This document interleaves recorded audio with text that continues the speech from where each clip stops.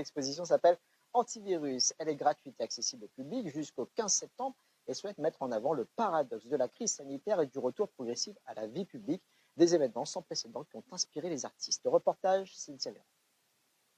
Se métamorphoser en papillon dès la sortie du confinement, comme une transformation, une liberté retrouvée après 2 mois et demi passés dans un cocon.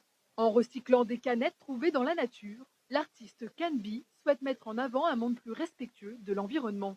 En espérant que l'homme se soit un petit peu métamorphosé pendant cette période-là et réponde un petit peu plus aux besoins de protection de la nature et de la préservation de la biodiversité. Les extinctions de masse, on est en plein dedans et ça va aller vraiment en s'aggravant sur les 50 ans à venir si on en écoute les scientifiques.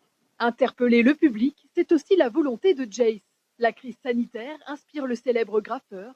Les Gouzous s'emparent du sujet avec humour et dérision, avec en ligne de mire le professeur Raoult, défenseur de la chloroquine, la Chine et Donald Trump, qui n'aura pas de toile à son effigie à la Maison-Blanche.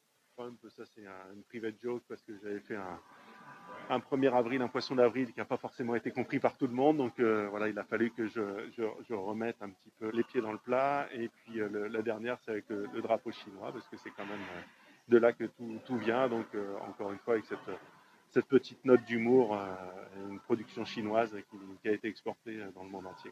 Le confinement a mis un coup d'arrêt à la société de consommation. C'est ce que souhaite montrer le photographe Edgar Marcy à travers la déliquescence des panneaux publicitaires vantant les produits des grands groupes industriels. Comme disait Virginie Despentes, elle dit c'est une image annonciatrice des jours à venir. Même si ce n'est pas une réalité, le capitalisme ne va peut-être pas s'effondrer demain, mais en tout cas, c'est une première fois qu'on voit effectivement tous nos espaces publicitaires complètement vidés.